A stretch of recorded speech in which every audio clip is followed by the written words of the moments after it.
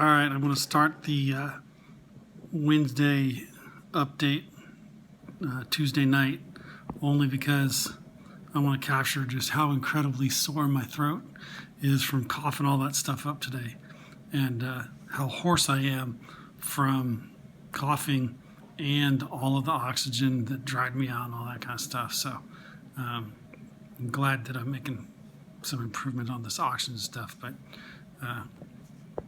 there are some side effects or residuals here as a result. So let's see what they're like tomorrow.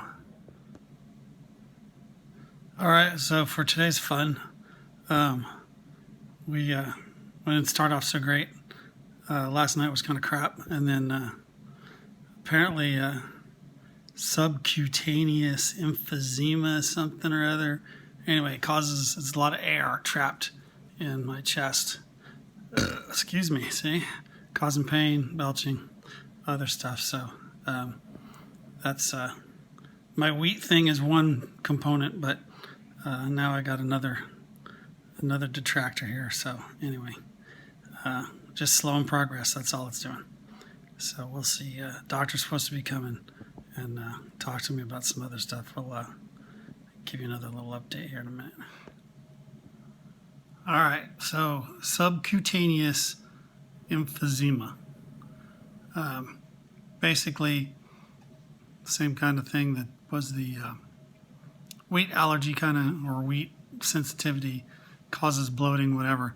This is right here in the chest. This is extra air in your basically air cavity or whatever, pressing on everything, your heart and your lungs. And then when you're supposed to be doing, this little gizmo. For me, it was an inhale and get this massive zap, and so much so that it immediately exhaled, like the pain in certain spots. Now, that's just wherever the air bubbles are that they're pushing on something. So anyway, so that's been today. We're at 2 o'clock today, and my oxygen levels are great, but I'm still on 3 or 4 liters of oxygen. I haven't even bothered to wean me off of that. And unfortunately, again, because this is nice and tight in the chest, maybe you can hear, this kind of winds me, right? Like I can just barely stand up, and my heart rate's 140, right? So this is not Chris unlucky. This is classic COVID, little tendrils into everything. So anyway, that's one of the unfortunate things is this particular beast has a whole plethora of offshoots and haha, you thought you were done, did you? Well, what about this? And it pulls some other little rabbit out of a hat for you to have to go contend with. So anyway, so unfortunately not a lot of progress today, really. Kind of go figure out whatever this is and get it sorted out. And, this could have been going on for a while, like, it may come and go. So no telling if really was wheat sensitivity versus this, or maybe a combination of both, right? Who knows? Just can't tell. So I'm slightly discouraged only because it's like, come on, just yet another thing to have to deal with, and it really does hurt. And it's kind of like you wish you could take like Gas X or something like that, because like you burp or belch or whatever, and like try to purge these extra oxygen pockets that are all over you. Who knows how they get there? I don't know. Maybe because they've been forcing so much oxygen in me for so long, my tissues are saturated. Who knows, right? Like, again, not the medical doctor guy, so don't ask me for that. But this is pretty typical. So when you talk to the doctors or whatever, this is a typical sort of what do they call it? Additional symptom that can crop up, right?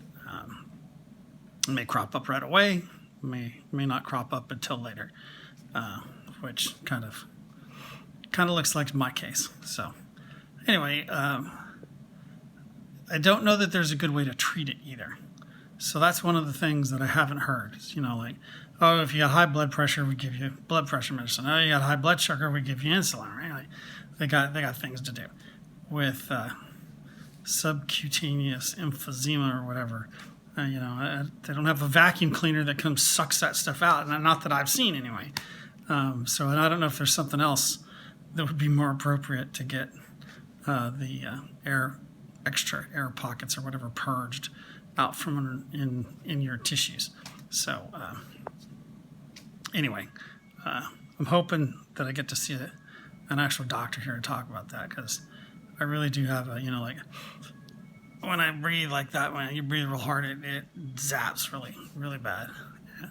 And if I stand up and move around, I get winded. So anyway, just a lot of chest pressure, but not so terrible that my oxygen's gone in the wrong direction, that I've had to put me back on different ventilators or any of that kind of stuff, right? So at least all of those things I haven't like backtracked significantly on. This is just a new complication. All right, we're gonna have to deal with the beeps on this thing, but so here's the sit rep. I got moved into a basically downgraded to a different room. So when I came in the hospital, they put me in a room. That room couldn't take care of me enough, needed the high flow oxygen, bunch of extra stuff. So they moved me to a different room. Today they were like, you don't need all of this anymore. We've taken you off of most oxygen, blah, blah, blah. So we're gonna move you back to the old unit. I didn't get my exact same room number, but whatever, it's the old same unit with the level of care appropriate for my current status with this thing. And so I also got to talk to the doctor about the the pressure and the whatever air stuck under me, and he's like, yeah, well, that's pretty common when you come off of those big high flow bunch of oxygen like that. There's some of it that just basically bleeds out and causes sort of that emphysema problem. And he's like, it just takes a day or two or maybe 3 to kind of fully bleed itself out. And he said, like, your throat is sore not just because you're coughing, but also because that stuff is like rising up. And then same thing, my voice is messed up because of that, all of that stuff. So it's, I don't know, 4:30, almost 5 o'clock at this point, and I feel a lot better. I mean, compared to midnight last night when I first started having those really sharp pains where I couldn't hardly breathe because of this bubbles and gas in me. A lot of it is dissipated. I can tell a big difference. So it's that's improved. So anyway, so I don't know exactly what other things are on the checklist to get me to the point where I get to get out of jail, but everybody's pretty positive, and everybody's looking at me kind of going like, yeah, it shouldn't be too long. Well, I don't know, too long. Too long to me is, another day, right? Because I've been here for just almost 2 weeks. But it sounds like maybe a day, possibly 2, just to get everything kind of sorted out. They're starting to do stuff, and I talked to a wife, and they're like starting to set up oxygen to get delivered at home so that I have like the 2 liter or below, low level oxygen I can use there, that kind of stuff. So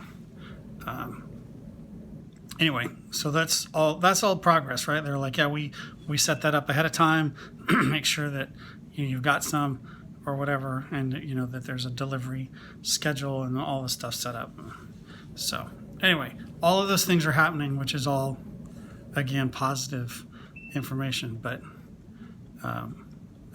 sometimes there's little stutter steps in there, I guess, and sometimes things just don't, maybe it's just a lack of knowledge of the whole process of, going for how far into this you go, and then how do you back out of that whole process, and it's a process, and it's a big process. So probably just I feel well. Okay, again, another thing is I'm back to as you can probably tell, I'm talking.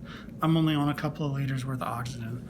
I still got a little bit of tightness in here with all of those bubbles and things. I still feel it a little bit, but it's all right. So anyway, that's just to say that sometimes there's a lot of forward progress really quick, and then there's a couple of steps back, and that's just the way this thing works. So FYI. All right, guys, that's probably a wrap for today.